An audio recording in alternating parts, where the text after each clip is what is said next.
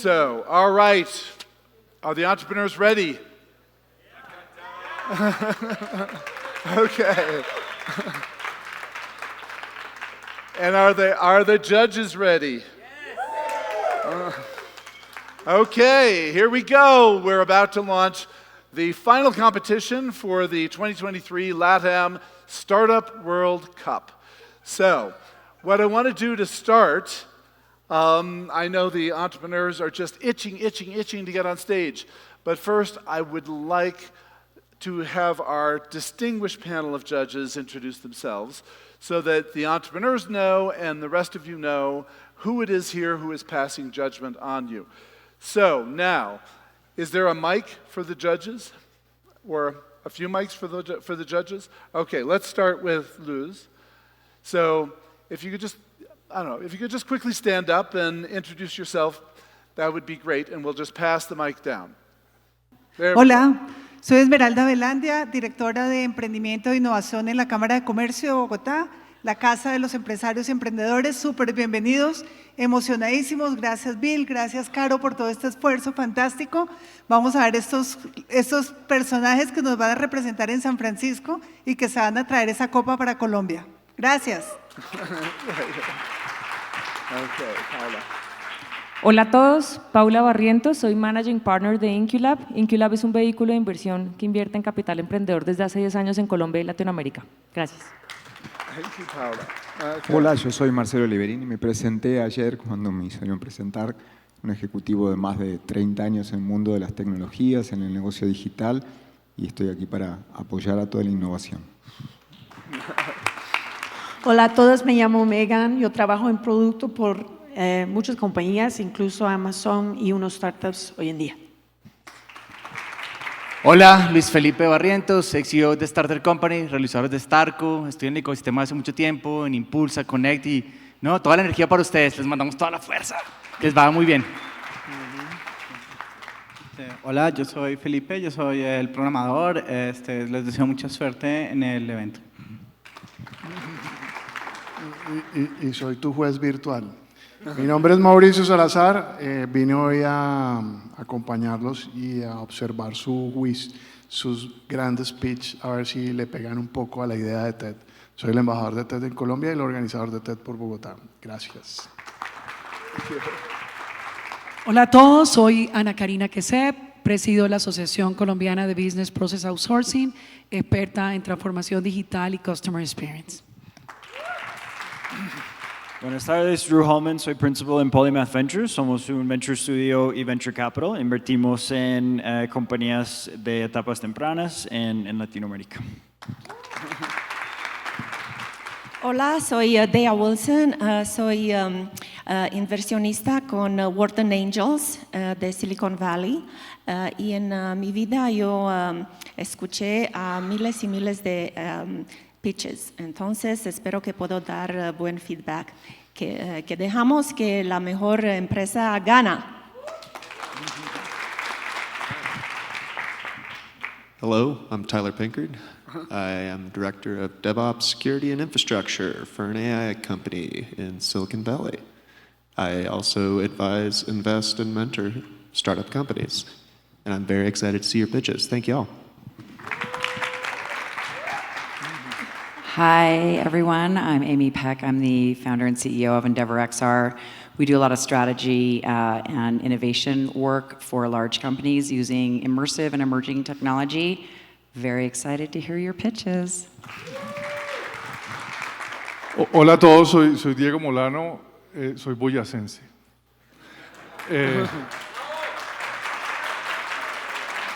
Bueno, yo me dedico de toda mi vida a ayudar a las compañías, a las personas, a las organizaciones a prepararse para el futuro. Y ayudé a este país muchos años a prepararse desde el lado público. Y también pues ayudo a startups, tengo un Venture Capital Fund. Y estoy muy contento de estar aquí. El año pasado fui juez en San Francisco y la verdad es que estuvo divertido, pero no le recomiendo a nadie ser juez en San Francisco. Me tocó evaluar a más de 50 empresas. O sea que aquí es mucho más fácil. Muchas gracias a todos y realmente estoy emocionado de ver a estos finalistas. Hi everyone, I'm Emilio. I'm CEO of Farmalisto, which is a Colombian e-pharmacy company. I'm also ex-founder, sold my company in Brazil about a couple of years ago, and also an angel investor, and looking forward to hear the pitches of the finalists. Good luck to everyone. Hola, yo soy Julián, soy inversor inversionista desde aquí de Capital Riesgo y también consultor de industrias creativas.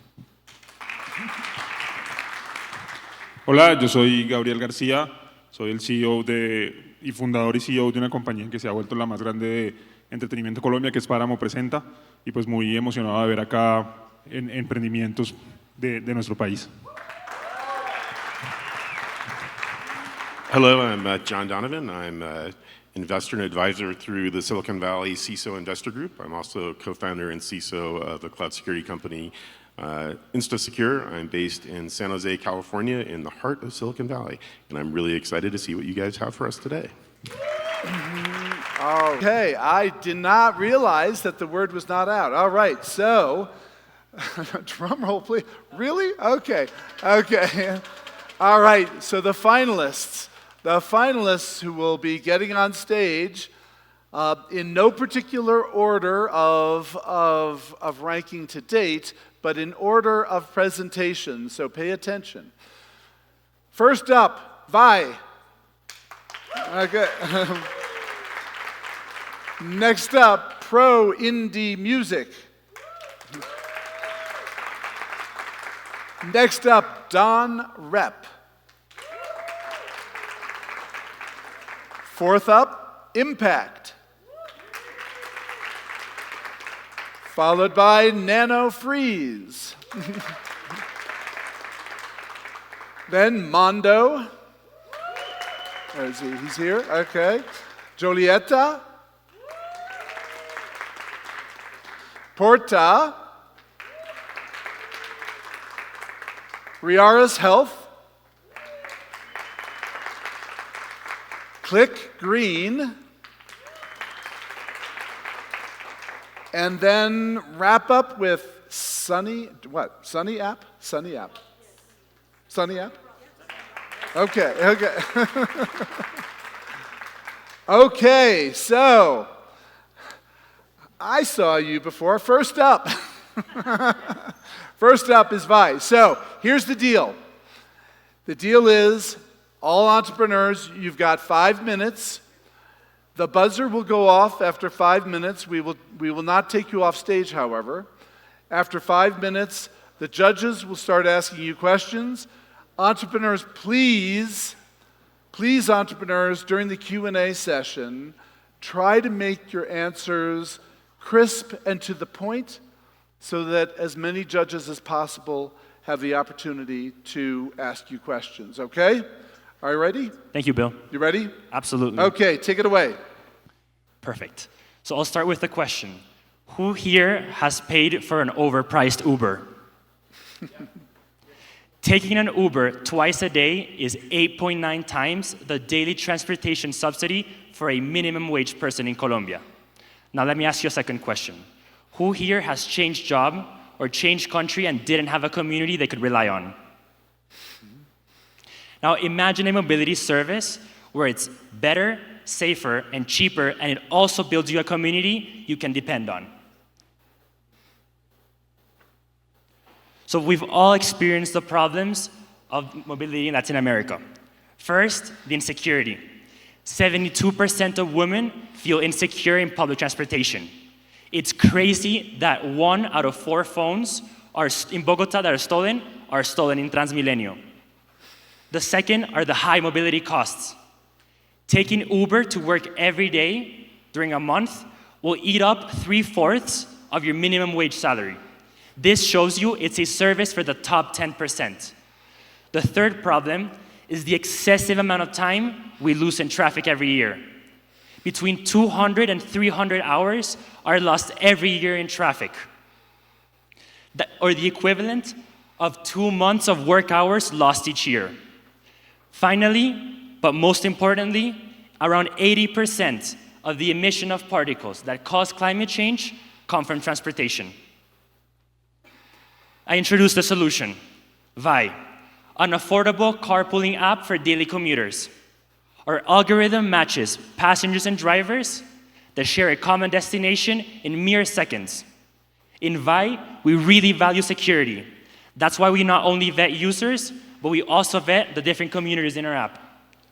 Unlike other mobility applications, Vi's drivers are people that are going to work and need to reduce those costs of gas and parking, which are very expensive here.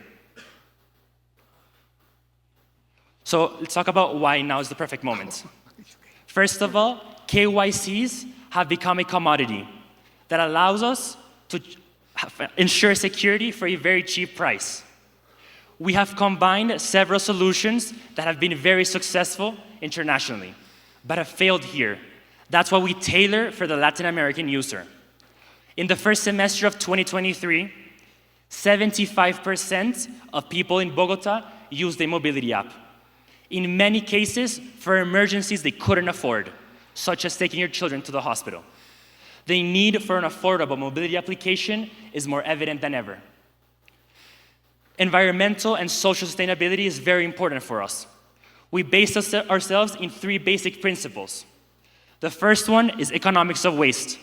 We make sure we're not generating more car rides, but we focus on filling the spots of those that already exist. The second one is serving the underserved. We make sure our service is affordable and available to everyone in Bogotá and everyone in Latin America. And finally, the stress that doesn't pay. General commuting sucks. We've all been there where we're about to be very late to that very important meeting. And the worst part, nobody's paying us for that lost time or for that stress. Leveraged by our own AI model that identifies high-value user upon registration, we have been able to create our own clear and accelerated yet sustainable growth strategy focused on unit economics. We launched our app in August of this year. We quickly reached 15,000 users and mobilized 4,500. Something incredible I want to share is that 20% more women use our service than any mobility app in the market. This shows us Vi's capability to generate safety for these women. So much so that with the Chamber of Commerce of Bogotá, we're preparing to launch an exclusive service only for women. In a continent with a potential market size of 247 million daily trips and a TAM of 70 billion, Vi emerges as a solution for millions, with the potential to generate $200 million in yearly revenue. I left the most important thing for the end, Vi's team. Roberto and I are the co-founders, but nothing would be possible without the team's strategy to focus on users' needs and satisfaction. We've created all this by ourselves. Now imagine what we can do with the right mentors and VC backing.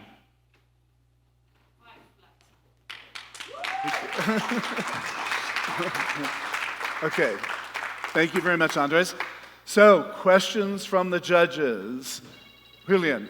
Whoops, that was your buzzer. Okay. Julian. I'm sorry. Over there. Julian. Oh, you need a microphone.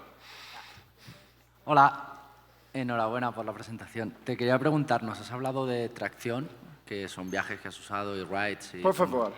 English? In English. Por Okay. favor. Sorry. You talk about the traction that you have in your app, about the rides that you serve and all that stuff, but you didn't talk anything about the business model. How do you earn money, and if you are earning money, or you have any clue about you are going to earn money with this app? Yeah, so I understood. Your question is how we make money in our business model. Yep. And if you are making money with the app, And are we making money? Yeah. So we launched from the first day, charging our users. We charge them a 10% commission that the driver assumes. So if you're paying $1, the driver receives 90 cents. So it's basically their initial model. We understand that what we're doing with data and AI, we have a potential to replicate as an API. But right now we're focusing on our growth and being able to grow with very cheap unit economics. I think that one of our biggest differences is that we're able to grow in a big size because we don't invest in every single user. We only invest the ones that we care about. Drivers that are living in zones with a lot of passengers that commute to areas with high trip demand, things like that. But yeah, we've charged since the first day. Andrew. Andrew. Hi. So I understand once you get to a critical mass, then I think this seems to work quite well. But when you go to a new market, what's that go-to-market strategy to get to that critical mass where you have enough users that need to kind of go in the same direction on the same days? Like, yeah, how do you get to that critical mass? So what's our strategy for getting to a critical mass? So in new markets, that's what you're saying? I mean, so the expectation is you conquer Bogota. Yes. The question, I think, is then what do you do next and how do you get started in a new market? Yeah, because understanding in Bogota, you're already at 15,000, which I think is interesting. But then, yeah, how do you get from 0 to that critical mass where those carpoolers actually have enough users where they're able to use the service? Okay, so it's our expansion plan. That's what you're asking, kind of. So we're definitely starting in Bogota. Okay. Universities are our first target because it's users that have the least access to transportation, they have the least amount of money, they're the most broke students. We're moving to general commuters. In Bogota, there's 15 million trips done every day. 48.2 of those trips are done to the work or to study and coming back home. Once we move from that, we want to move to other LATAM cities. So in Colombia, we have Medellin, we have Buenos Aires, we have Cali. And then in Latin America, we have Mexico City, which we're starting to look at different cases on how we can work with universities there. We have Santiago, Chile. So the focus is going to those commuters in different cities in Latin America. We find the same problems that we face in Bogota in any city in Latin America. And once we have Latin American market, we've even looked at the possibility of expanding to Africa or Southeast Asia, which we have cities with huge amount of people and massive mobility problems. Okay, Paula? I want to understand better your value proposition about security. What do you make different in the KYC than Uber, for example? Because Uber is only working with registered users. What is different in your app? Yeah, it's a great question. Right now, what we're doing is that we're working by communities. So if you want to access a community, you have to access their institutional email. That's how we're starting, and we can take advantage of the research that universities have done or companies have done. Our next step is going to be an exclusive service for women. And by only putting women together in the same service that we've done KYC through, we have more security. It's something I've always felt that Uber was safe, but many women have spoken to me telling me that they don't feel safe going in front with next to a driver 20 centimeters away from them. So having an exclusive service for women where we have a very robust KYC is a big step forward. It's very hard to have 100% security, but we're going to do everything we can, and we're always looking for different ways to do it better. Okay, Dea? So you know that Uber already has carpool service. I like the idea that you're focusing on colleges and universities because that seems to be more of a niche market.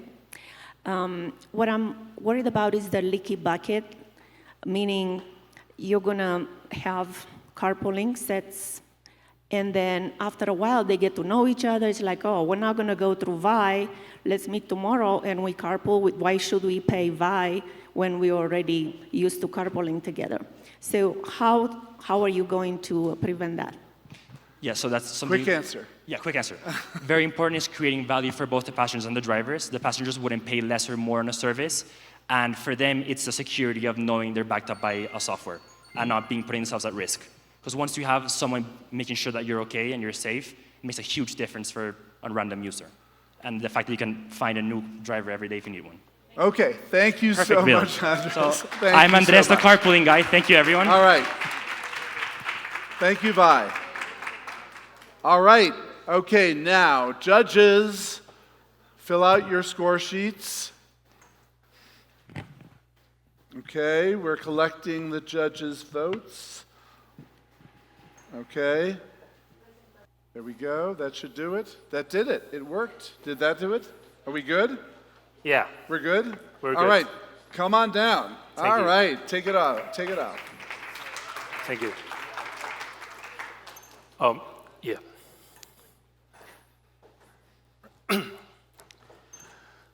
36 million songs were released in 2022 with 0 streams on Spotify. That's a real problem.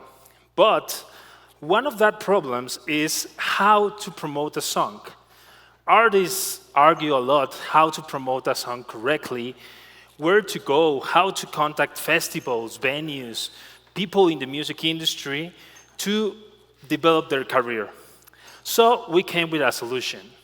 Pro Indie Music, it's an all-in-one platform that helps artists connect with festivals, venues, measure their growth, and create the strategies based on their data. With that, we have been developing artists in less than 6 months. They could track their social media, they could look for festivals, they could do whatever they need in the music industry, sing their music on a movie, whatever they need, they could find it in one platform. With that, we have different success cases, as El David from Guatemala, that passed from 23,000 to 1.6 million listeners in less than 24 months. Or Orion from Spain, that's passed from 32,000 to 172,000 monthly listeners. But this is not only digital, it's not only social media. They increase their income 10x of what they're doing right now. We have cases as Paul Lagis that passed from 3,000 to 300,000 monthly listeners in less than 12 months. All, I don't know, this is not working. Yeah. And with that, we have more than 50 success cases in Latin America, with a business model based on memberships and commissions. With that, the success cases, we get 20% of all that they are earning, and in the other part, we get 20% of each service we provide only. We have partnered with the most important companies in the music industry to help them grow. So we could connect them with a distribution service to a major label, to anything they need. Right now, we have more than 1,500 users from 17 countries and 200 members active. We have an annual growth of 111% of annual income and 98% retention. We have a market of 2.5 billion, and the music industry keeps growing. So the full music industry will have a value of 189 billion in the next 5 years.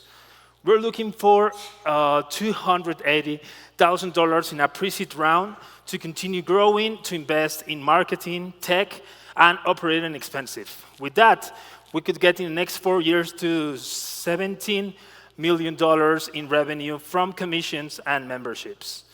Our team, the founders, have more than 35 years of experience in the music industry. That's how we are really connecting the music. And we have a full team in all areas to continue growing. There's advisory board of entrepreneurship and music business. And we are developing a new app only for managers, and we have a 300 waiting list managers to use it.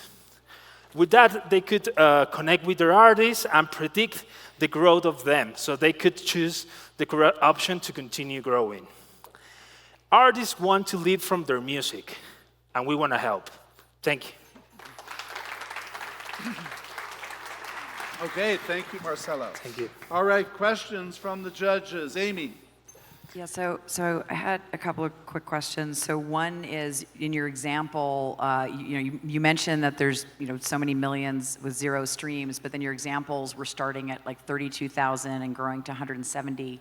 Are you addressing the 0 to the 32,000?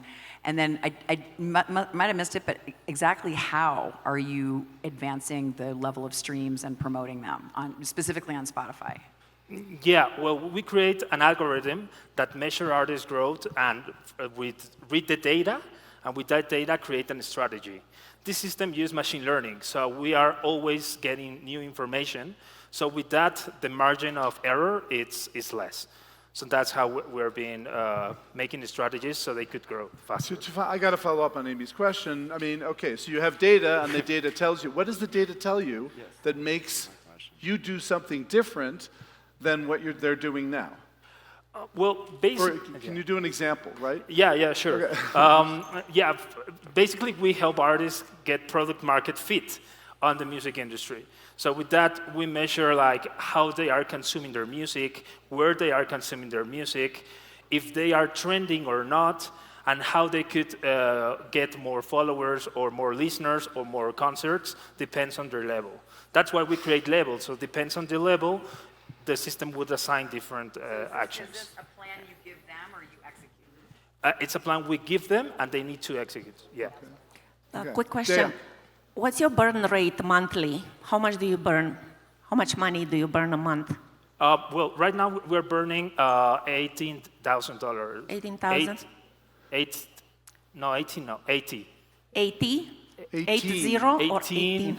No. 18? Okay. A little less than 20. Okay, so basically... $8,000. Oh, okay, 8,000, yeah. Sorry. I was trying to figure out how long the ask, the 280K, will last you.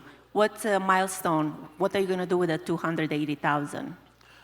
We want to invest this in tech, so we would have the manager's app at the end, and we continue making UX changes on the app so artists could be more, have a better experience. And with that, we want to get to the 1 million on revenue for 2024. Yeah, I was wondering why 280 and not 300, you know. I think it was started with pesos, probably, right? Yeah. That was my guess. Okay, other questions from the, yes, Andrew. So the 98% retention is really impressive, but does that change once you've helped them succeed? So are they continuing with the platform even once they've increased their following and they've become more successful? Yeah, because that's why we create the full circle. So at the beginning, they only distribute their music. And in the same step, they sign with a major label, and we are with them as their management team. So we continue growing with them, not 10x or 12x when you have 1 million or 2 million, but they continue growing, and we are with them to help them continue be on the correct spot. And just a quick follow-up question. What are the features that you provide once they've become successful then? Well, they could decide not to be with us. Like, we're not gonna force them to be with us. If they want it to be, it's okay. If not, it's just another one. The 98% retention, it's a 6-month rate, and it's basically that we are giving so much value to the artists that they don't want to go. And it's so cheap based on marketing services and platforms and management deals for 4 years or 7 years that are not worth it. So that's why artists are staying, and they could be with the manager, with the label, with everyone. Like, we don't have exclusivity. Okay, any other questions?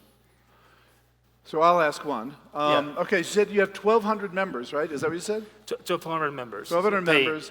So kind of to Amy's question, you picked a couple of examples of success stories. On average, how are the 1,200 doing?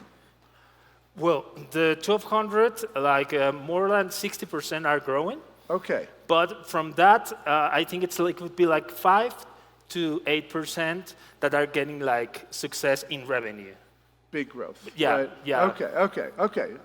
That was just kind of a nasty VC question. I wanted to make sure. Okay, Yeah. all right. No problem. Okay, thank you so much, Marcelo. Thank you. Okay. Everybody ready? Okay, here we go. Next up, Impakt. Take it away, Alex. Thank you. Hi, how are you guys? So, imagine if you could increase your customer conversion by 2 digits just using your voice, okay? That is what Impakt does. So what we're doing, we're transforming small and medium businesses around the world by just using their voice, having all their sales and marketing automatization using Impakt, okay? So, why aren't they on stage? I don't know. This is a problem that most SMBs have. 70% of them don't make it to the 5th year. And on a day-by-day basis, they don't attract leads, they don't follow up, they basically don't even answer when they're asked if they want somebody to buy their product, okay? So people right there, they are wanting to buy, and the SMBs are not even sending an email or contacting those guys, okay? Let me share you a story, okay? This is complicated. Wave to the right, okay. There we go. Okay, this is Rodney. Rodney came to us right in the middle of the pandemic. He had already used his Facebook marketing, okay? He had invested. He was not getting any traction. He was not getting any customers, okay? And basically, he used Impakt as his last resort. He invested $69, and we gave him back a 4x growth. This is very important because by that time, Rodney had to think of pulling his little girl out of school, okay? He was completely not having any traction. We have some more cases like this where we have done 3x sales with just a dance course. Some ad agencies that we work with have reported us on saving 160 hours just because that person is not doing the optimizing of campaigns and they're working on more effective ad agency, which it brings higher value to them. We have this used car sales, which again has a 2x.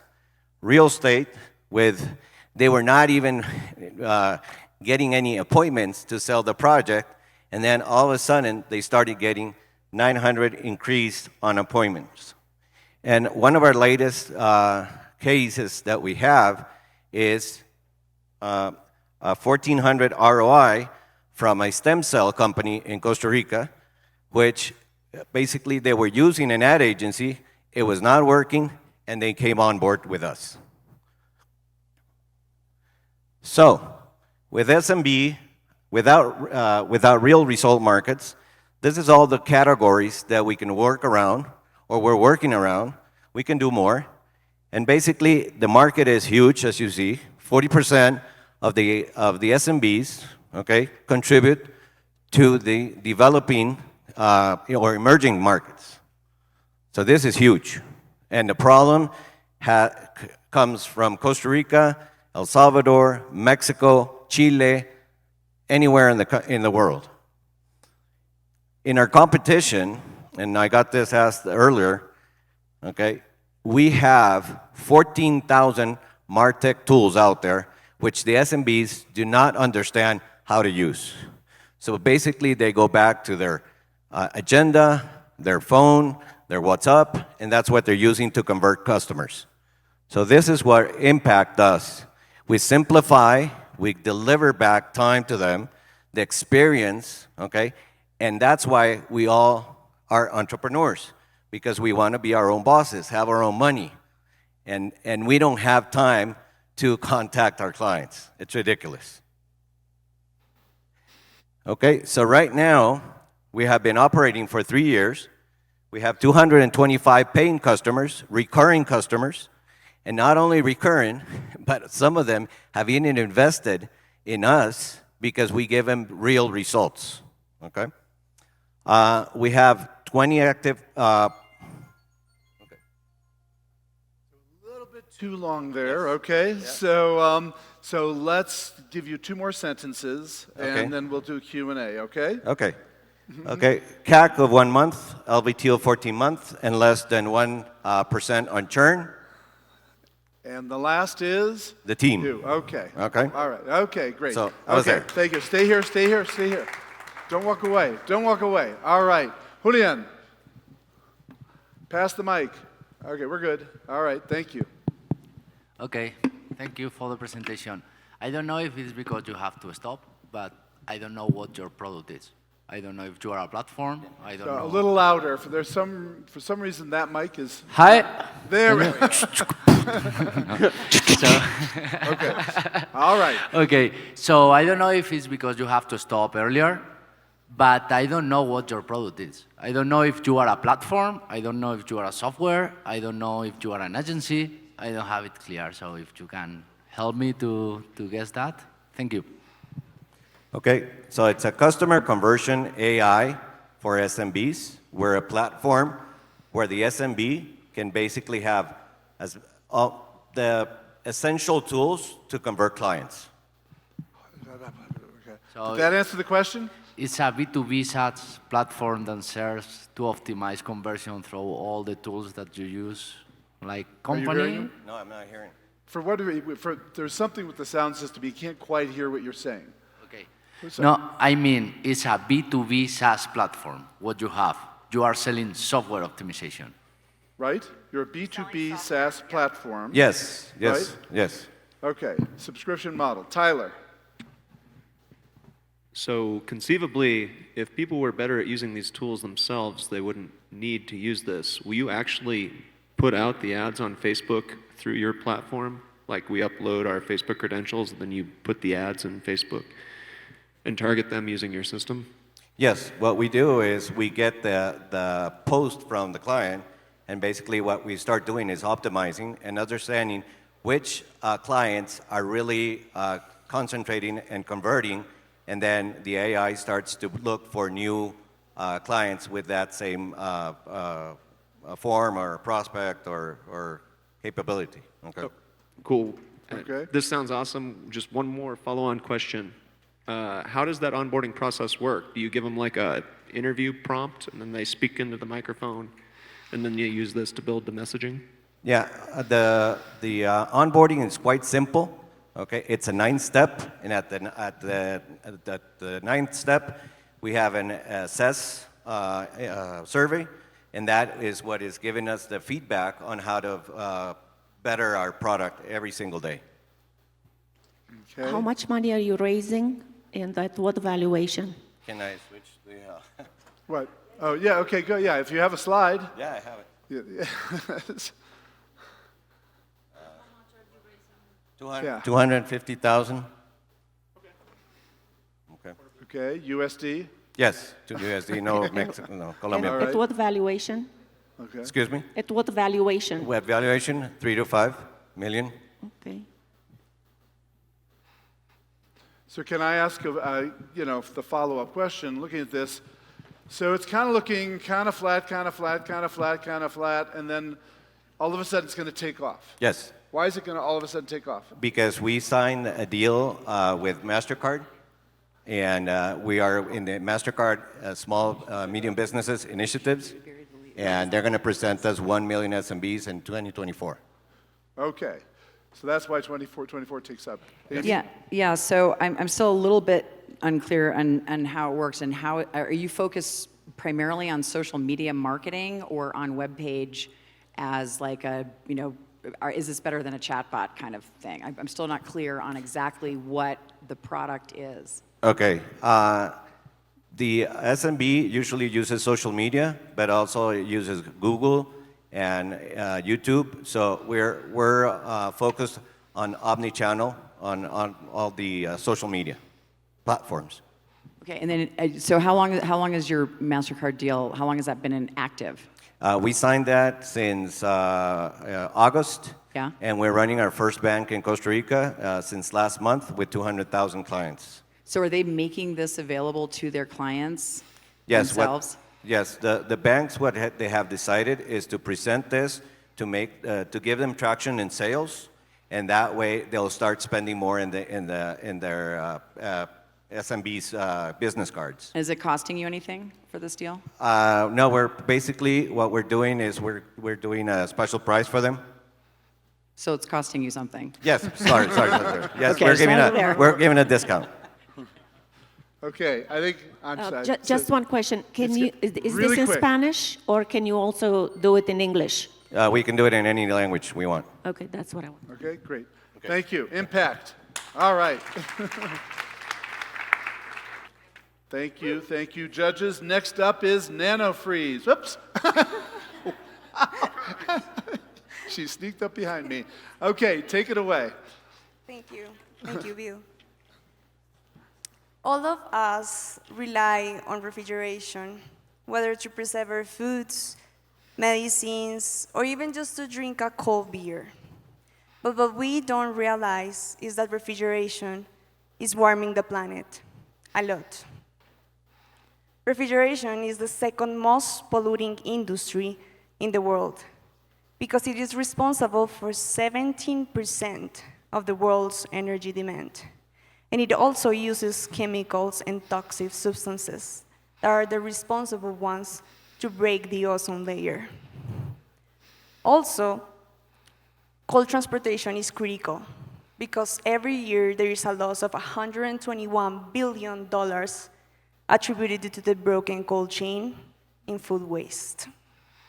My name is Isabel Pulido, CEO and co-founder of Nanofreeze. And with my co-founder, Paola Camacho, we have built the new way to refrigerate naturally by creating the most efficient bio-nanotechnology to refrigerate.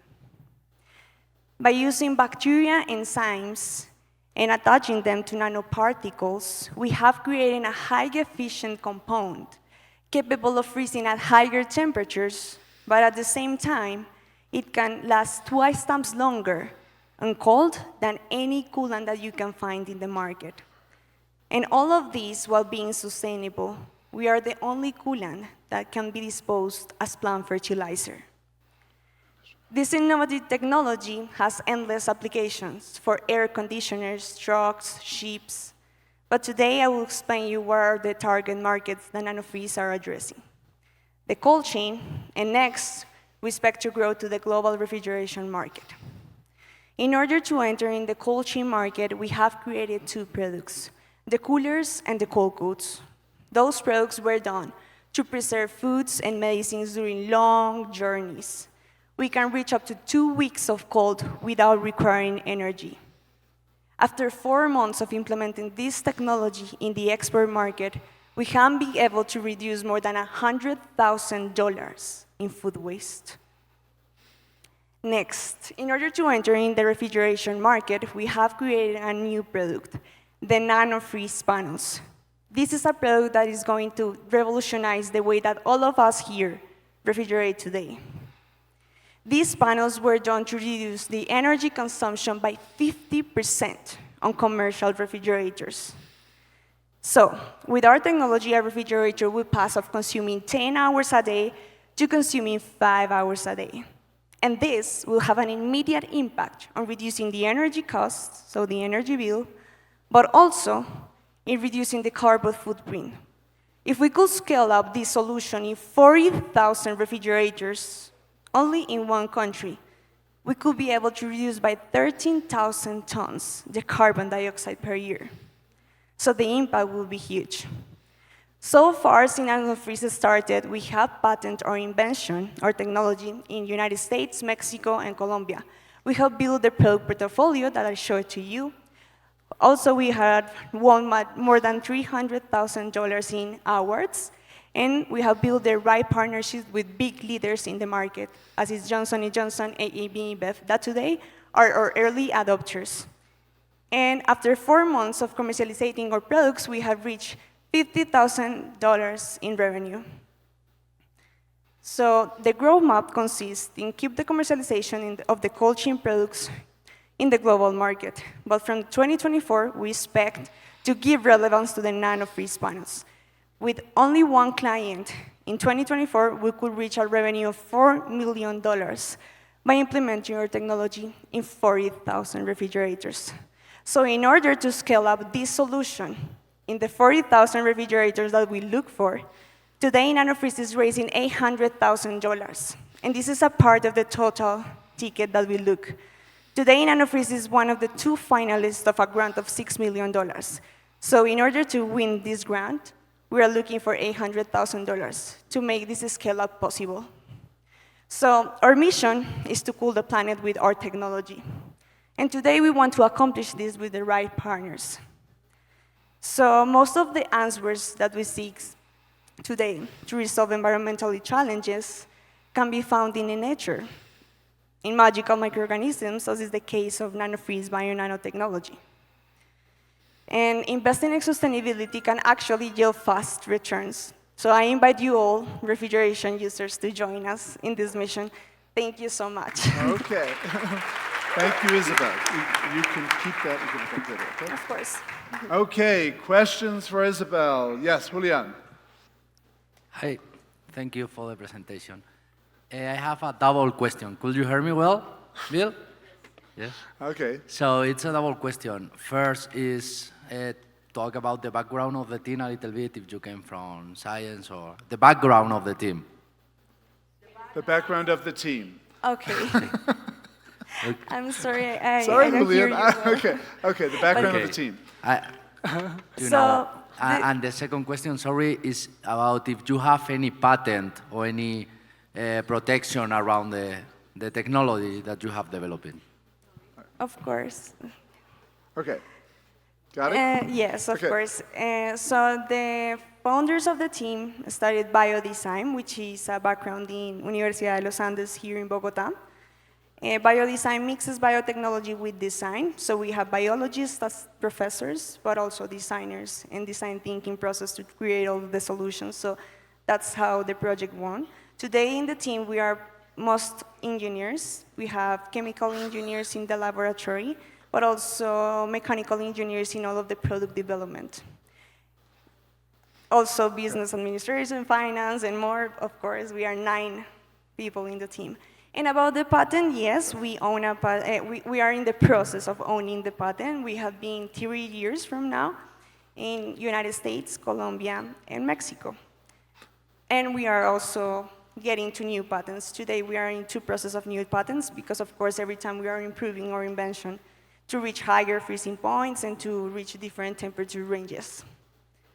Okay, Thank you for your question. Did you just say the patent is only good in Colombia, Mexico, US? Yes, but we have a part of industrial secret that I actually never mentioned in the presentations because that put us in risk. Well, we have half and half. Half is patented and half is an industrial secret, so in that way we can manage the risk of having Thank you. So I had the pleasure of connecting with you earlier, and I actually got to see your product, and I'm curious if we could actually pass it around because it actually has, like you can see the nanoparticles in it, and it's like gold. Do you have the little one? Yes, this one. Thank you. So I can. Pero también la otra, ¿cómo fue? Yes, I have the. Yeah, we should pass that around to the judges just because it's the actual. Good. All right. I had Meg, do you have another question? Okay. I know you have a secret, but can you explain a little about the technology in a few lines? The technology behind this product. The technology. What is the technology that you are using right now? The nanotechnology. What is the? I don't know if you can talk about. Can you give more details as to what the technology is? What is the composition of the molecule of the material? Of course. Okay. So we have different nanoparticles. We use silica, which is one of the best insulating materials in the world. We also use magnetite, which is iron. We also use zeolite. Zeolite, I don't know if this is the right translation, zeolite, which is a natural component. It's like a rock. So we find the functional parts of these particles, and if these particles don't own the functional parts, we add them by chemical process. So we use different linkers and cross-linkers to add the bacteria enzyme. So the bacteria enzymes have like the active part, which is the freezing part, and the other one, which is the one that is tied to the nanoparticle. So normally to freeze anything that you need, you must have to have an ice nucleator. So basically what we do is to create the most efficient ice nucleator, which is like a robot of the bacteria. So this is how we build the nanoparticle. And the other part I can tell you because it's under industrial secret, but with the other part is like how we also create insulating properties in the coolant. So that's how also the energy savings come from. Okay. Felipe. Hi. So real quick. You have mentioned the word bacteria 50 times in your, I'm gonna ask a dumb question here. I'm afraid to put anything with the word bacteria in my freezer or like in the, the chain, like next to the food, because I mean, I'm not like a chemical or anything, but like I hear bacteria is bad. So like, is there a risk, like if it were punctured of any way, is my food gonna be eaten by bacteria? What's the real risk? Or is it okay? Or That's a good question. What? I'm sorry? That's a super good question because actually, normally we don't mention about the bacteria if it's not in this type of events. But in front of J&J, I can say that because they transport biologic and medicine, so they are going to be scared about the technology. We don't use the bacteria, it's important to say. We create a robot of the bacteria. Because this bacteria normally is known because it's freezing water at higher temperatures, so we don't use the bacteria, we use the enzymes. And the enzymes of this bacteria... I'm sorry, but okay, but that was bottom line, there are no bacteria inside, correct? Yeah, correct. Okay. No bacteria. Ready? Next up is Maando. Maando, you ready? Okay, take it away, Juan. Thank you. Thank you to the Cámara de Comercio, Pegasus, Luminarium. Imagine if someone of your family is dying and need a medicine in the next 24 hours in New York, in Miami. Just imagine that. Okay, what we are doing in Maando is that we're sending small packages in less than 24 hours between countries. You know what is Uber? Of course. We are doing the same for travelers. This is what we are doing. We're saving lives, and we are the game changers in all of the logistic market. I'm gonna show my team really quickly. Okay, we're good. Is this the right screen? Yes, it's okay. Let's talk about prices. This is the price of Maando. We started in 160, and DHL, FedEx, or UPS is the double of the price of what we are doing, and it's impossible for them to do it in, I think, like between 48 to 72 hours. We are doing it the same day because we are doing the users, the platforms. We are having a really good conversation with all the crew members of the different companies around the world. Now we have more than 120 flight attendants that are helping to us to save lives. By the way, in this moment, I'm having this conversation with you guys, and we are sending some medicine between New York and Medellin, and we are only spending 12 hours. The difference in the small packages, because what we are doing that is really important, that we are taking care of the users. And this is the solution that we have for you guys. Right now, we came from 0 packages in April, and then we started with only 20 packages in May, and in this moment, in the finish of October, we have 50 package, and we make a deal with Interrapidísimo. It's the first company in Colombia of deliveries. Now we're going to be the company that we're going to send the packages to them to more than 8 countries. And that's why we're going to grow from 150 to 2,000 packages per month. The most important thing of Interrapidísimo with us is that they are investing to take care of our users, investing in different, to be safe, to give to the users that, give me 1 second. Okay. Okay. Whoop. Okay.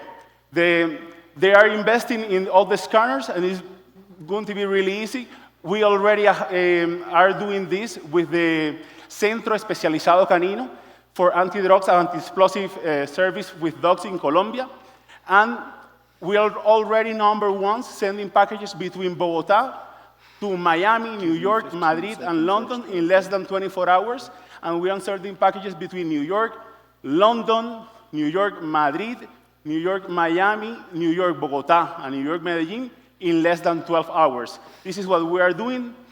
That's why we are like game changers in this community of favors, because the most important thing for us is to change the life of people, the people is suffering anxiety, is suffering.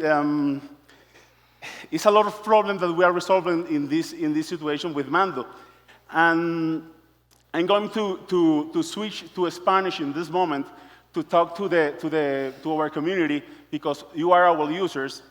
Y lo que nosotros estamos haciendo realmente es dándole una oportunidad a las personas que no tienen los recursos en muchos casos cuando están viajando para que puedan recibir ingresos constantemente a través de nosotros. La gente está ganando desde $30 en adelante. Nosotros estamos cobrando $160 mínimo por cada paquete.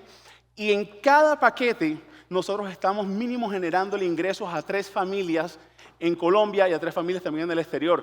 En estos momentos hemos conectado el Uber Connect en Estados Unidos para todo el tema de la última milla. En el caso de España estamos con Globo, con última milla, y tenemos nuestro propio equipo en Colombia para las últimas millas. Ya empezamos a hacer también envíos hacia México, hacia Ciudad de México, Sao Paulo, y ya estamos conectando con nuestra primera relación para poder entrar dentro de los aeropuertos en los Estados Unidos. Y iniciamos una conversación para estar dentro de los duty frees con Clear. Este tipo de alianzas nos van a ayudar a nosotros a cambiar el juego por completo y a darle la vuelta para siempre al mundo, a todo este mundo de los envíos. Yes. Sorry, out of time. Okay? Yes. Okay. Okay, great. Sorry about that. Okay, I have a question. Okay, we're good. I have a question. We have a couple questions. Yeah, right here. Wait. Right here. There. Wait, Paula? I'd say it in Spanish, or it's okay. Sure. Yeah. When you're transporting medication, probably you're under some sort of regulation. Can you talk about that? Yes, and we're working on that because we receive the medicine. Nosotros prefiero responderte en español para ser más práctico. Nosotros estamos recibiendo directamente de las farmacéuticas la orden, y con esa orden nuestros usuarios están viajando. Pero en muchos casos, muchos medicamentos no necesitan esas órdenes. Entonces yo al usuario no le entrego el medicamento. Yo al usuario le digo, tú compras el medicamento y lo entregas en destino. O sea, no es un Uber, no es un peer-to-peer, sino es una farmacia a una persona, porque me preocupa ahí también la seguridad. Pasa también por una seguridad, pero digamos que nosotros somos peer-to-peer, B2B, B2B, B2C, porque siempre, depende de la situación que se esté presentando. En este instante, por ejemplo, uno de los casos que se nos presentó es una persona de una farmacéutica nos dijo que nunca usaría Maando, que nunca lo haría. La semana siguiente tuvo una situación muy compleja con su mamá que se estaba poniendo muy mal y le tocó usar Maando y se dio cuenta que este tipo de situaciones solamente la podíamos resolver nosotros. El mismo caso con un documento que tenía que llegar un sábado a Tel Aviv. Un sábado. No había forma de que nadie lo terminara entregando ni que nadie terminara gestionando ese tipo de cosas. Y también para dejar claro, we are not only a community of packages, we are a community of favors. If something happened, I don't know, COVID again, we never know. We have more than 70 ambassadors in more than 70 countries around the planet. Okay, Luis. Perfect. Can you talk about your team? Luis. I want to see your team. If you can talk about your team of Yes, Maando. my team, of course. Where's the...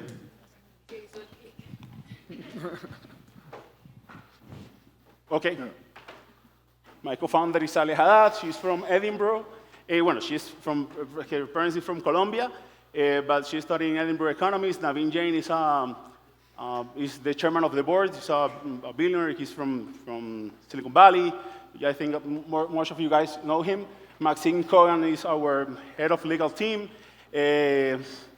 He works in the transition between when Instagram go through Facebook, now Meta. Larry Coppel is one of my favorite mentors. He one of the most amazing campaigns of marketing of Coca-Cola, of the happiness or the Happy Meal for McDonald's. He was one of the leaders. The Carbon Underground, Greenpeace, all the thing. Nick Conner is one of our advisors. Diego Abt from Lima. Nick Conner worked with this app of securities, Lemonade. And Carlos Angulo is part of the team right here in Colombia. Okay, Diego. What is the market size? What is the what? The market size. The marketplace. The market size. The market size. We don't have like, for the packages, it's $130 billion. But we are not only in the market for packages. We are in the market of favors. And everyone in this room, minimum once in a lifetime, need a favor or do a favor for everyone. We don't have like ceiling for this. Okay. Yes, maybe follow-up question. Great. Okay, Yeah. so Wait. I have a quick question. Sorry. First of all, I like the idea of telling my family I'm getting my drugs from Colombia. Yeah, well. That's what you guys do, right? Shipping drugs from Colombia, right? Just an idea. Question for you. So wouldn't it be easier to just send the money, which would be free, to send to my mom money, and she gets from the local pharmacy the drug she needs? Will be instant, and I don't have to spend $160. No, to send money? To send the money to buy it at the pharmacy in the US, for example. No, but what happened in the pharmacy market is that a lot of medicines, you don't find it in that country. I see, That's but the problem. it's illegal to export to the US drugs that are not approved by the FDA. No, everything that we are doing is connected with the TSA. We're not doing nothing illegal in this moment. And we already started a conversation with JetBlue to, for the first time, have real conversations with the cabin crew members to doing it in the right way. Because from now, it's favors. John. Yeah. So quickly, you're using the flight attendants and cabin crew members. Are there co-employment or other issues with that? As far as, are you approaching them directly? You may have just answered this in JetBlue, but how to make sure that your couriers can still do this job? Okay, we have the 80% of the people that is working with us is the crew members, and the other 20% is the user that is flying. But we already have a system that we make due diligence to every person to get in our company. Okay. Thank you very much, Juan. Thanks to you guys. Thank you so much. All right, take care. All right. Okay, all right, judges. You got it? Take it away. Okay, hi everyone. Since many of you in the judge and in the audience are native Spanish speakers, and given that my mission today is not only to present my company, but also to generate awareness towards a really big problem in the world, I will be speaking in Spanish, just to be sure that everyone is engaged. El cáncer de mama tiene una tasa de supervivencia del 90% cuando se diagnostica de manera temprana. Y aún así, es el cáncer que más mujeres mata en el mundo. Esto se debe por la detección tardía, que es principalmente causada por la falta de acceso a exámenes diagnósticos. Los dispositivos de hoy en día son una excelente forma de detección, sin embargo tienen muchísimas barreras de acceso, lo cual vuelve súper limitada su distribución y su disponibilidad, empezando por los altos costos de producción de estos dispositivos, seguido de los requerimientos específicos de infraestructura y de personal especializado para la realización de las pruebas, también el hecho de que muchos de estos dispositivos utilizan radiación y esto limita a la población que puede acceder a este tipo de tecnologías. Y finalmente, son exámenes supremamente dolorosos e incómodos para las mujeres. La suma de todas estas barreras es tan alta que, por ejemplo, en Colombia, menos del 5% de las mujeres termina realizándose este tipo de exámenes preventivos. Es aquí cuando empieza nuestro rompecabezas. Si las mujeres no pueden llegar a los exámenes diagnósticos, nosotros vamos a llevar los exámenes a las mujeres. Hemos diseñado con este objetivo un dispositivo portátil que elimina todas estas barreras de acceso y pone al servicio de las mujeres una prueba que efectivamente se puede realizar desde cualquier sitio. Nuestro dispositivo es capaz de detectar tejidos sanos y no sanos para identificar mujeres que requieran de una detección mamaria y un posible tratamiento posterior.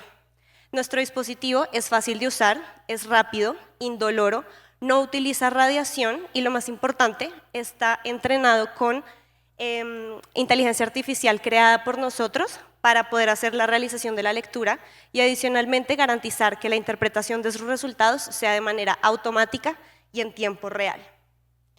Nos sentimos supremamente orgullosos de nuestro proceso de investigación, ya que lo hemos hecho de la mano de una de las aseguradoras más grandes en Colombia, que es Sura, Y gracias a ellos, nuestro dispositivo hoy en día está entrenado y validado con más de 900 pacientes en 4 hospitales diferentes de 2 ciudades del país.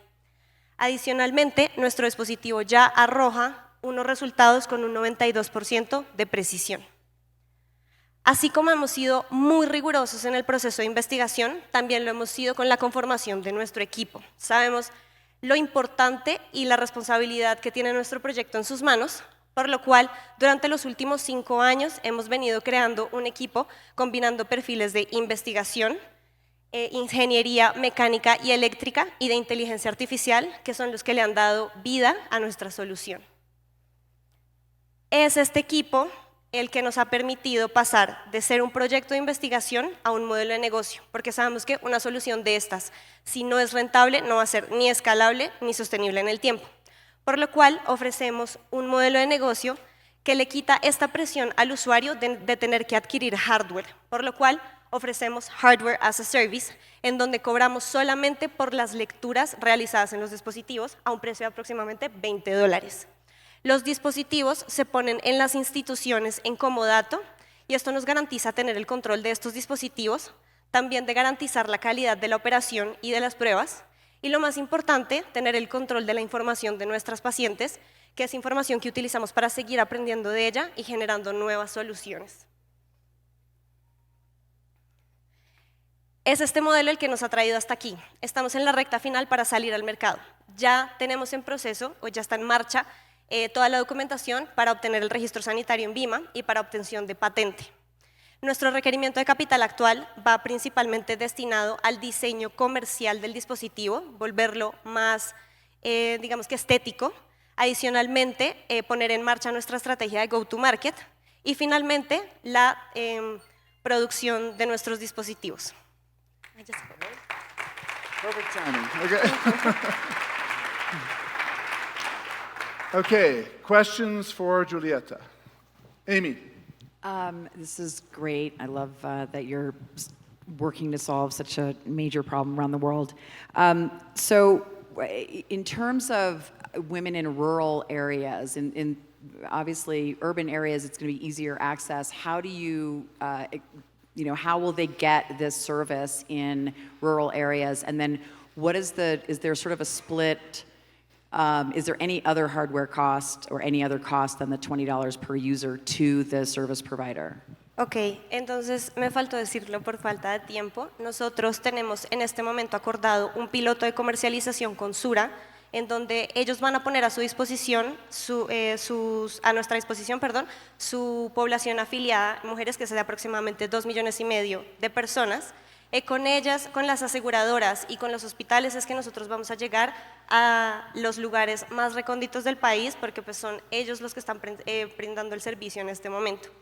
Ahora, en la parte de Unit Economics, digamos que la aseguradora, el único costo que va a asumir es el de $20 por prueba, ya que nosotros estamos asumiendo el costo de dispositivo. No sé si quieres que entre un poco más en detalle los Unit Economics. El dispositivo actualmente está costando su producción en $500. El periodo de payback es de aproximadamente 26 pruebas, por lo cual, y la prueba, el costo por prueba es de $1.25, por lo cual estamos hablando de un margen bruto por prueba de 92%. Adicionalmente, pues como estamos haciendo un piloto comercial con Sura, lo vamos a hacer con Sura, tenemos alcance de 60,000 pruebas, que esto en un precio de $20, estamos hablando en el año 1, unos ingresos de $1 millón, y para el año 5 estamos hablando de $16.5 millones, a un precio de 24, creciendo con la inflación. Gracias. Andrew? She answered my question. It was around unit economics. I had the same question, but I had another one. Do you need any approval from a federal agency to put this in the market? Sí, entonces, como lo mencioné en la presentación, nosotros ya estamos en proceso para la obtención del registro sanitario en VIMA. Una vez tengamos digamos que requisito, vamos a ir directamente al FDA en Estados Unidos para pedir la homologación y que esta homologación nos permita ya hacer la homologación en otros países de Latinoamérica y finalizamos con Europa solicitando el permiso en el EMA. ¿Y quién es parte del equipo? Who's part of the team? Ok, va a volver al team. Tell us a little bit about the... Está mi socia, que es Valentina, nosotras somos administradoras de empresas. Tenemos 3 socios, Mauricio, David y Jorge. Jorge es nuestro CTO, él es el encargado de toda la parte electrónica del software y el hardware pues de nuestro dispositivo. Y también tenemos bueno, todos los perfiles técnicos y la más importante, Ana Milena Herrera, que es nuestra médica cirujana que ha hecho todo el proceso de investigación. Ella tiene una maestría en epidemiología y ella es la que ha hecho, digamos que todos estos procesos de investigación que hoy en día Sura ya, digamos que aprobaron desde su comité de ética. Espectacular la idea, aplaudo estas iniciativas. Gracias. Pregunta, hablabas de que tiene el 92% de eficiencia en la detección temprana de masas ocultas. ¿Cuál es la diferencia frente a una mamografía? Claro, entonces aquí la palabra importante es nosotros no hacemos diagnóstico de cáncer de mama, nosotros detectamos anomalías en los tejidos mamarios. Nosotros cuando estuvimos haciendo todo este, digamos que proceso de validación, sí nos comparamos contra la mamografía para revisar que fueran anomalías o no fueran anomalías, y Sura pues al estar detrás de todo esto, digamos que nos dio el aval de decir que ya tenemos un 92%, sin embargo, como te digo, la mamografía diagnostica cáncer de mama, nosotros detectamos anomalías, somos un filtro previo a la mamografía para, digamos que evitar que las mujeres lleguen tarde a la mamografía. Y lo otro es el nivel de radiación, 0 radiación. ¿Perdón? Ah, sí, Cero. cero radiación, correcto. Okay. Julián. Yo quería preguntarte si Sura te ha validado el modelo de pricing. ¿Perdón? Si Sura te ha validado el modelo de pricing, lo de pagarte $20 por prueba. No, es que, perdón. Ah, sí, la estrategia de pricing la hicimos directamente con Sura. Ellos nos han brindado pues toda la información de su experiencia. Ellos nos dijeron que aproximadamente las aseguradoras están pagando alrededor de 180.000 pesos colombianos y nosotros hicimos con esta estrategia de pricing un precio de 80.000 pesos y pues digamos que todo fue con la experiencia de Sura como tal. Okay. We're just out of time. So, thank you so much. Thank you so much. Okay. Julieta. Okay. All right, judges. Let me know when. Whenever you're ready. Yep. Hello, I'm Steven Grisales, CEO and co-founder of Porta Immersive Experiences for a Healthy Mind. How do you feel today? A little anxious? Yeah? Well, control our anxiety is quite difficult. And for some of us, for a lot, I will say, it's disabling. Imagine to be able to reduce anxiety fast and easy for the people who need it the most. Patients in hospitals, workers exposed to high risk, people with dementia, and senior citizens. Porta app is a virtual reality app that offers immersive experiences for mental health to be used in MetaQuest, a VR headset, and also available in smartphones using cardboard glasses for low-income families. We are the sole winner of the Discovery Award. The Longitude Prize on Dementia consisted in £80,000, sponsored by Alzheimer's Society, Innovate UK, and Challenge Works.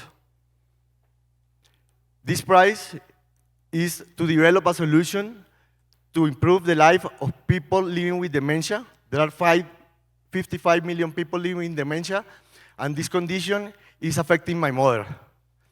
We are now competing for £1 million, and we'll be co-designing with a team of specialists and also co-designing with people living with dementia.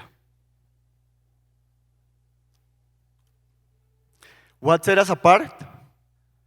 We synchronize hyper-realistic nature environments in 3D for calm with breathing techniques and frequencies that goes to a specific part of the brain to get calm. We use binaural audio, 3D immersing sounds, and we will have artificial intelligence to recreate familiar environments from photos and videos to produce reminiscence.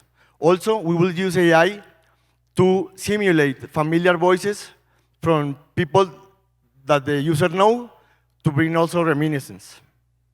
And we will analyze the breathing and convert it into data for monitoring and diagnose.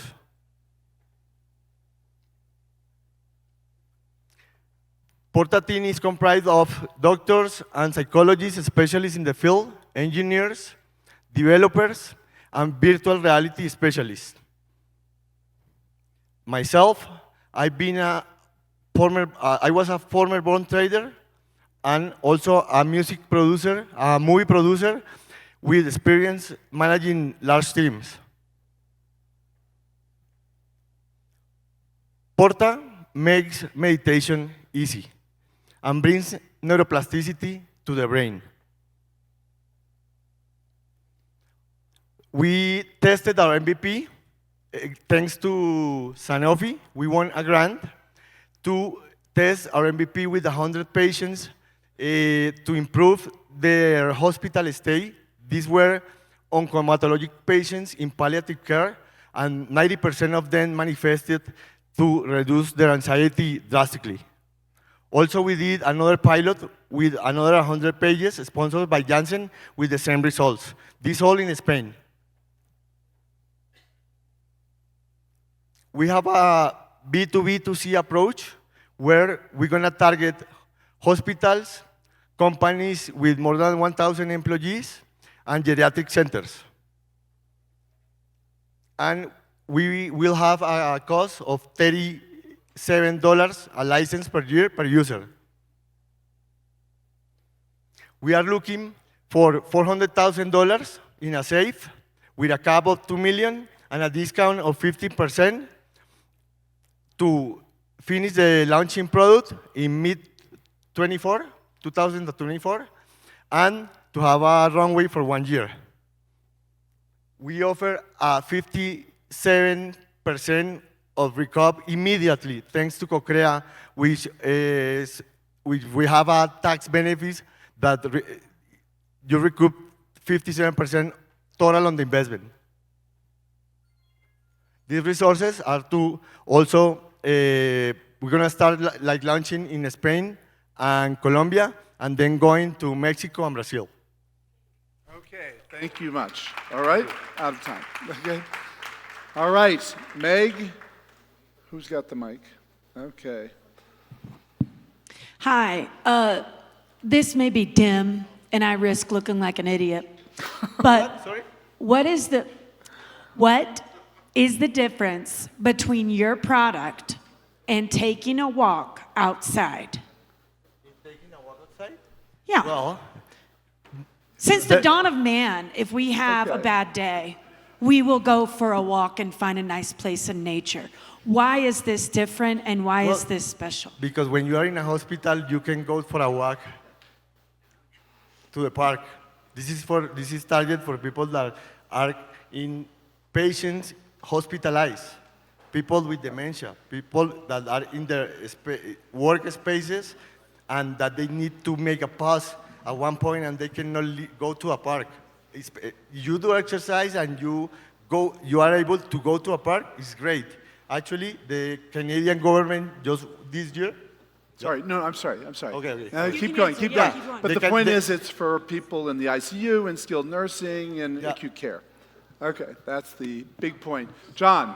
Stephen, this reaches to home to me. My mother-in-law just last night is in the hospital from successive dementia. So I would very much like to know kind of how the technology will work for people who maybe have an issue with things over their head, right? Yeah. Yeah. Well, it's going to be used with MetaQuest, right? And also with cardboard glasses. The testing we have done, we are making the cardboard glasses more comfortable, and we are working on that. But we are just like, we haven't had that issues yet because the experience is so good and they feel so renovated that they are just so happy to have it. So the experience kind of gets beyond the technology or the issues with that head. What is it? Sorry? The experience gets beyond having something on your head. See. Yeah, the thing is that it lasts from 8 to 10 minutes. So it's not that much. It's not like you don't have the concerns of being on the whole day with these goggles because the experiences are very short. Gracias, thank you. Okay. So again, how many patients have you tried this? I saw you've done a couple of studies in Spain. How many total patients have you used this with? 200. 200. 200, yeah. Okay, okay. 200. So 200 you have oncomatological patients. Okay, Yeah. okay. And I assume you have come across a few who have the physical headset discomfort issue. Is that true? Well, that's why we have 90% of people manifesting to reduce their anxiety because the other 10%, they were not being able to use it. That's okay. But not Other because of questions? the experience. Tyler. Just want to point out, I think you've got your numbers backwards for the Calm and Headspace valuation in pharmaceuticals, because I know Calm and Headspace is not $3 trillion. But my other question is, I realize you've got expense associated with content generation. Do you have continuing? I'm sorry, Calm, his point is that Calm is actually at 3 billion, not 3 trillion. That was his only point. Yeah. No, and that's very okay. But I understand it costs money to build the content. Sure. What does it cost to serve this content on a continual basis once you've built to serve your content, to serve your app? If somebody logs in on the VR, what is your unit cost to serve that to them? The thing is that to build the environments, every environment is like about 10,000. Got it. Just the VR. That's to build the content. Now, how much does it cost when someone uses that content? How much does it cost? Yeah. $37 per year. No, what does it cost you to give that content to them? What?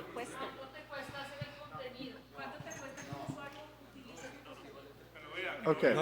So you host the content in the cloud, presumably, right? Yeah. And then you stream it to the device. Yeah. How much does it cost you to do that stream for a 10-minute session? Okay, we don't know yet.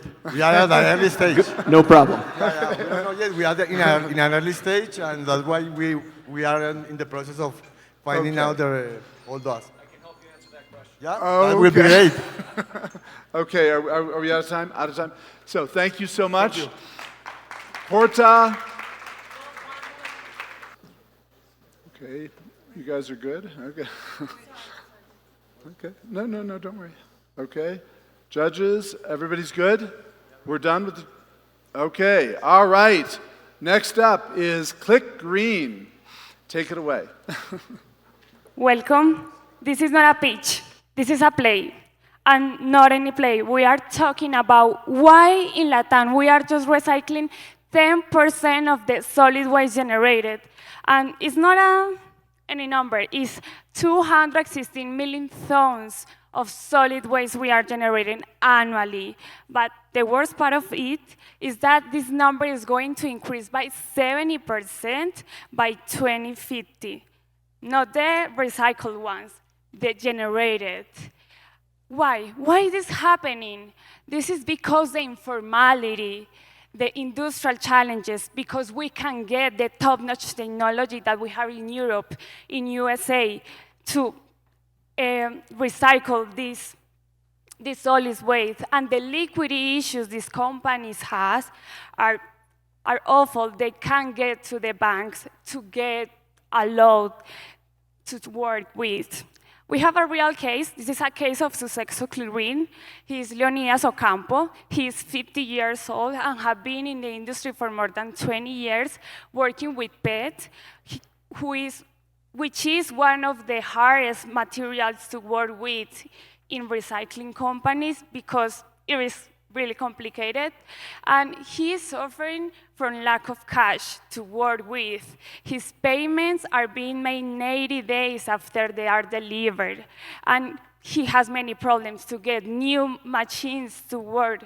So we created an ecosystem that enables individuals We call them green investors.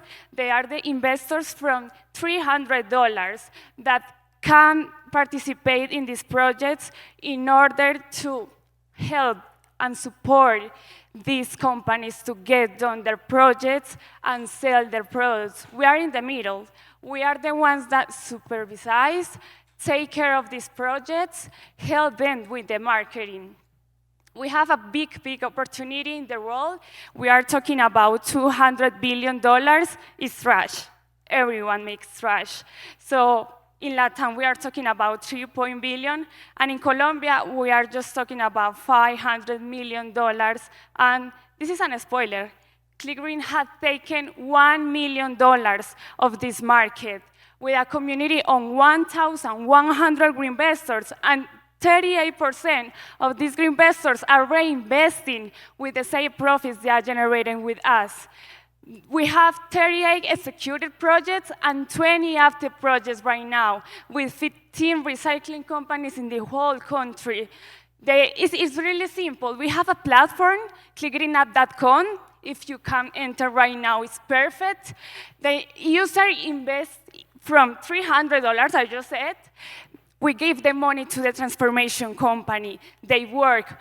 We get along with them to get the product sold. And at the end, we return the money and the profit to our investors. We have generated up to 22% annual return from our projects. We are taking a percent of every capital we are putting into these companies, of course. And we control the product change. That's our advantage. Our green investors have a physical product that enables to protect the investment, and we are accompanying these companies all the time. We are in the whole Colombia, Antioquia, Cundinamarca, Bogotá, Meta, Tolima, Chocó, Risaralda. Chocó is the most beautiful place we are working right now with. And we have helped to generate more than 600 kilograms of biodegradable material. We are avoiding to generate one-use plastic. We have the best teams, is the casting of display. We have Juan Diego, our CEO, the sales expert. We have Jonathan, our CTO, who is the full stack developer, math student.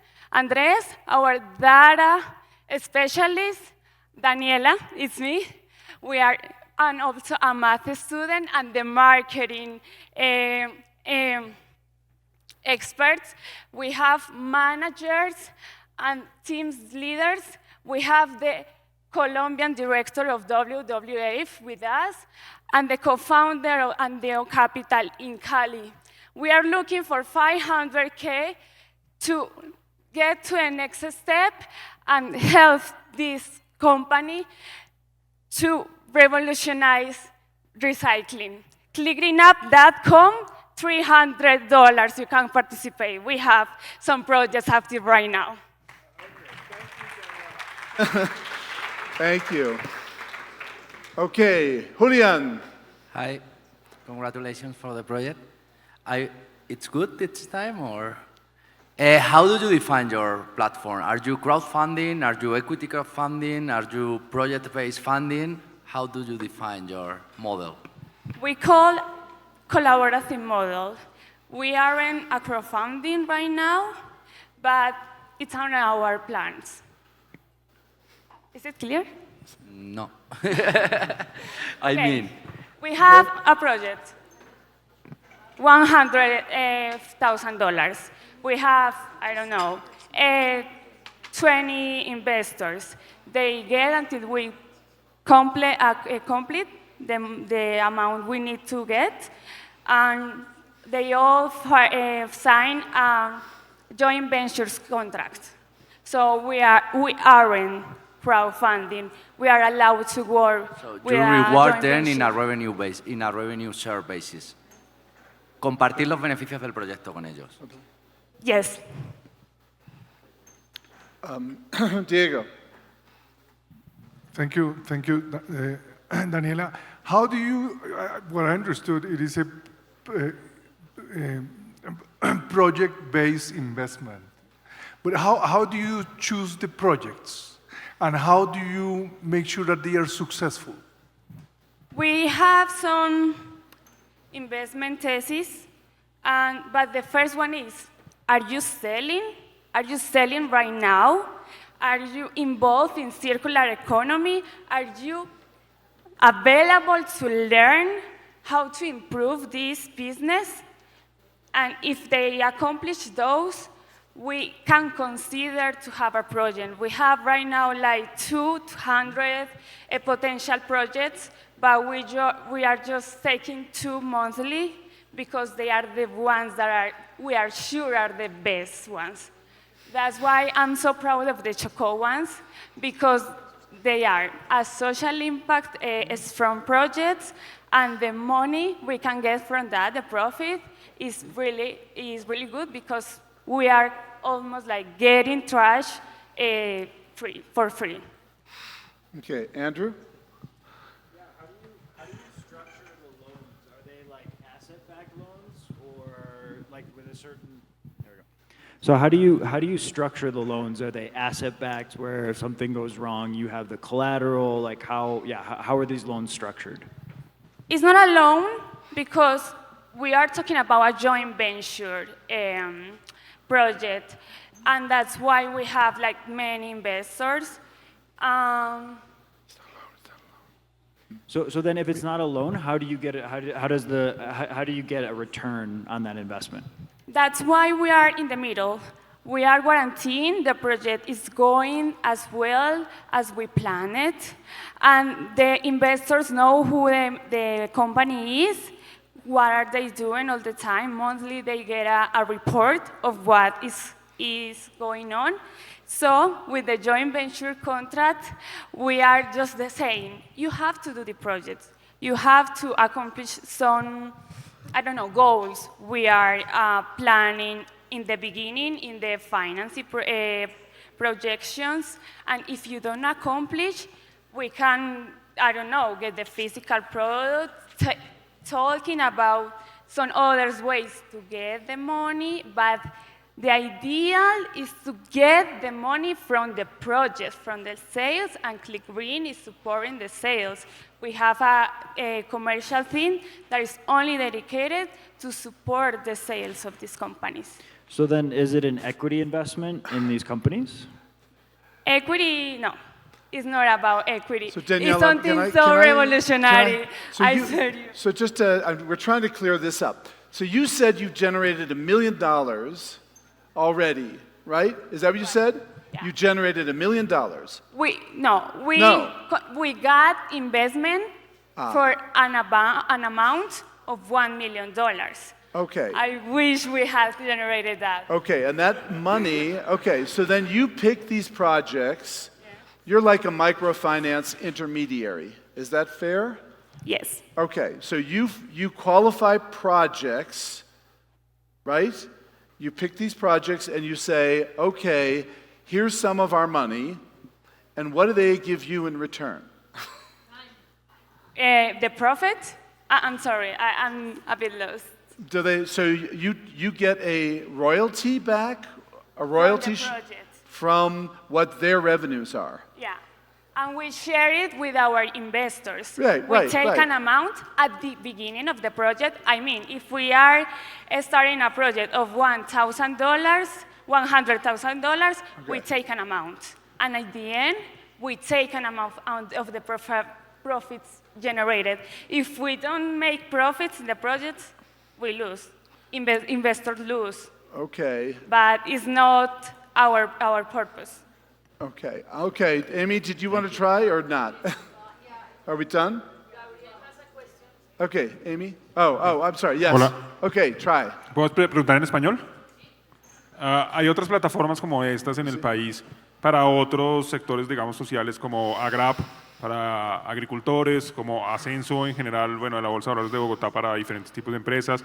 En energía hay otras. ¿Cuál es la diferencia, digamos que la ventaja de ustedes con respecto a estas otras iniciativas?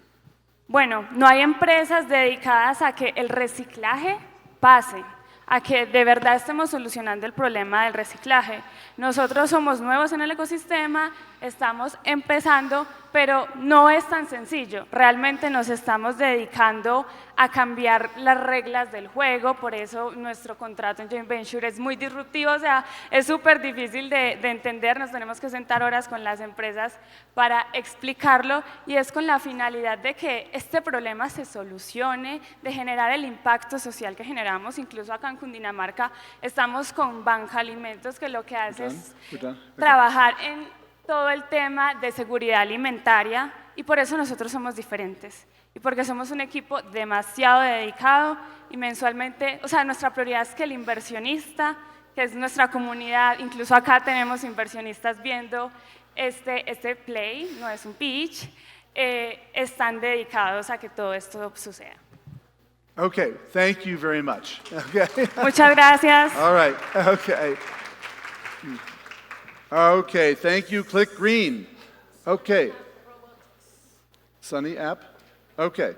All right, so this is last. Yes. All right, last, but certainly not least. Okay, let's let the judges finish.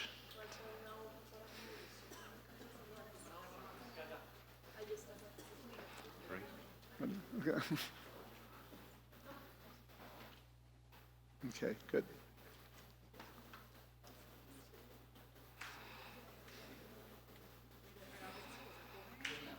Okay, you need, okay.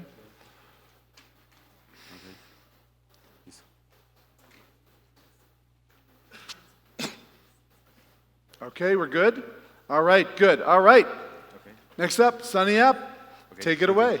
Hi, everyone. We are Sunnyapp Robotics, a hardware and software platform that uses robots for the operations and maintenance of solar assets. So the solar energy demand is skyrocketing. In 2023, we have 1.3 gigawatts, and we are expecting to have in 2025 2.1 gigawatts. That means that for cover this demand, we will need 100 million soccer fields to cover all the demand that we will have. So what is the problem? The problem is that the solar panels get dirty. The layer of dirt that you get in the panel is called soiling.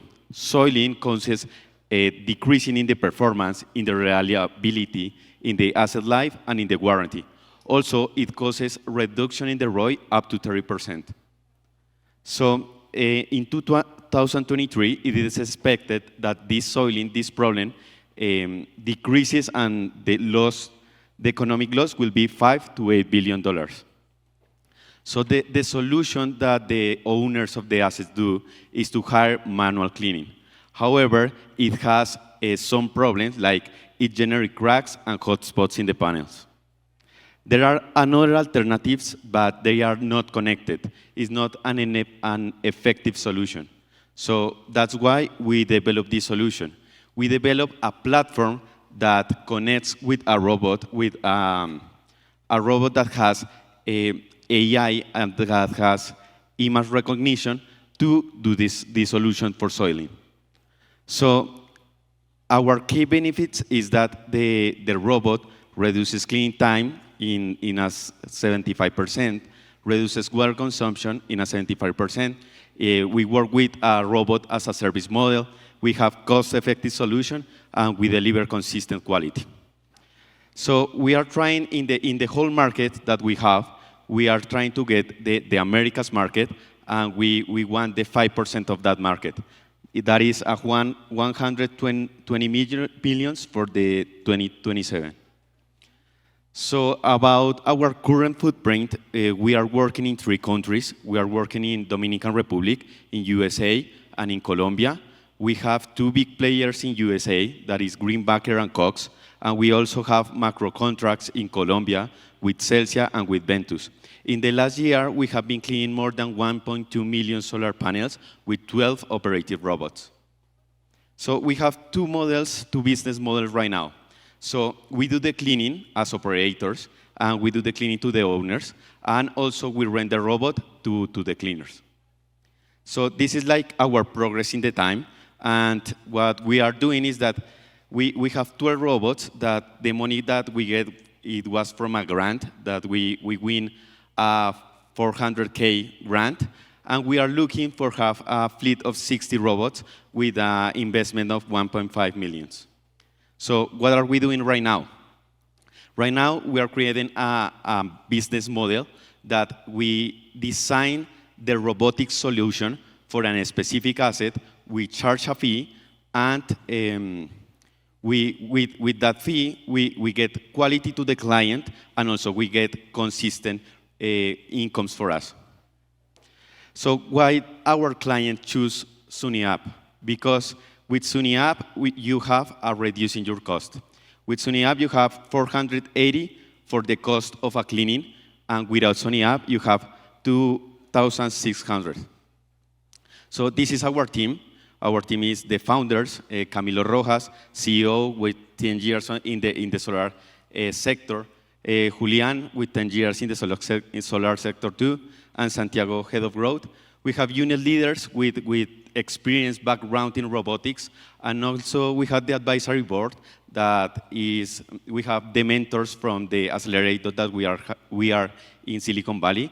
And also we have Felipe Chavez, that is a CEO of KiwiWell, that is a startup of robotics that burns in Colombia but has operations in US.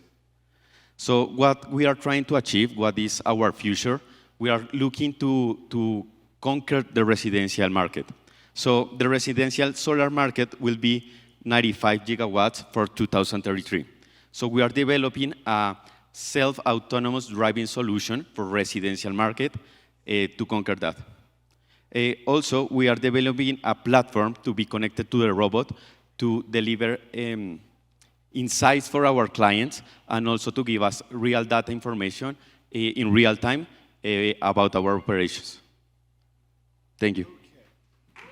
Good, good. Yeah. You're out of time. All right, great. Okay, questions for Sunnyapp Robots? You mentioned how your product is different from the competitors in terms of the quality of the clean, but you didn't explain how. Okay, yeah, I missed that part. We have integrated a platform that you can connect the platform and the asset platform with our robot. So it's like a whole platform that you can see how the production of the energy is increasing because of the cleaning of the robot. Sorry, is it a vacuum? Is it water? What are you doing? Because you mentioned... We are using water right now. So we have a pump connected to the robot, and that's our hardware system. If you had to know what a customer complaint is of your product right now, what are they saying? It depends, because in the solar industry, you have like a different kind of assets. You have tracker, you have mount, you have carports. It depends of the tracker. It depends of the solar system. Maybe they can say that they want dry cleaning. Maybe they can say that they want like a autonomous robot. It depends of the asset. I can send a specific like issue. If I could just follow up quickly on Meg's point. Are you targeting residential or institutional? Well, who are you targeting? That's our future. Like we are. Okay, so now you're targeting utility. Pardon? Utility. Utility. Okay, this is what you're targeting now. Yeah. Okay, and then isn't there enough room for utility? Why would you fiddle with residential? Because residential is a market that is expanded really fast. So it's like, and you don't in the residential we don't have competitors. In the utility, we have competitors. Oh, you do? Okay. So, John. so thanks, Bill. As part of my question, but as someone who's had solar panels on his roof for 20 years and doesn't clean them enough, I'm happy to see you're going that way. I guess the question is, how do you make that residential work? I can see how the robot on a big array, do you go to neighborhoods where there's lots of solar panels, or, kind of, what is the future plans? Okay, so right now we have like a big robot that is made for utility. But we are making like a Roomba for solar. We want to call that. Like the robot that cleans your house, it will be in your solar panels. That's our solution. Okay, Emil, do you have a... Yeah. Amy, sorry. Yeah, so how much do each of these cost you, and then what is the maintenance cost, in terms of keeping them running? And then you had an NVIDIA logo. Do you have a relationship with them, or are you just using their chipsets? Can you repeat the last part? You talk about the maintenance Yeah, cost, so but cost of the to build them and maintain them. yeah. And then there was an NVIDIA logo. Do you have a relationship with them, or are you just using their chipsets? Which logo? The chips, NVIDIA. NVIDIA. Okay, yeah. We're working right now with NVIDIA because we are doing a artificial intelligence with them. Yeah, so we are doing digital twin with them, so that's why we have the logo. And about maintenance, we have like the cost, I don't have the estimated, but it's like you have to invest more or less like 1.2 in 6 months, but it covers the cost that we produce with the robot. Like we produce a lot of more than the maintenance cost that we have in 6 months with the robot. Okay, Emil. So how long does it take you to amortize the production cost of one robot? How much? How long does it take you to pay back the production cost with the contribution margin you make from the we returned the investment for one robot, our current fleet. Right. Yes. In 2.5 years. 2.5, and you need, what's the utilization rate you need in order to do that? I can hear you. Can you speak a little louder? Utilization rate, what percentage of possible operating time do you actually operate a robot? We could operate it. The thing is, we have to operate it in the day because of the regulations about solar panels. But we can operate it all day long. Right. No, but to pay back in 2.5 years, what is the utilization rate that you need? 90%, 80%? Is it 5 hours a day? Is it 10 hours a day? We have 8 hours a day in average. Okay. Right. Yeah, 8 days of day. 8 days a week? 8 hours of day, all the days. Yeah. 7 days a week. 7 days of week. Yeah. Okay. That's it. Got it. All right. Okay, Paula. For what do you use AI in your product? AI. For what? ¿Para qué usas inteligencia artificial? Because we are trying to map. So we right now we have like an operator in the field that controls the rover. Yeah. But we have like utility scales that has tables really big. So if you have mapping in your robot, if you map the system, you can put the robot autonomously. Right, autonomous vehicle, right? Okay, all right, we're out of time. We are out of time. Thank you. All right, thank you. All right. So,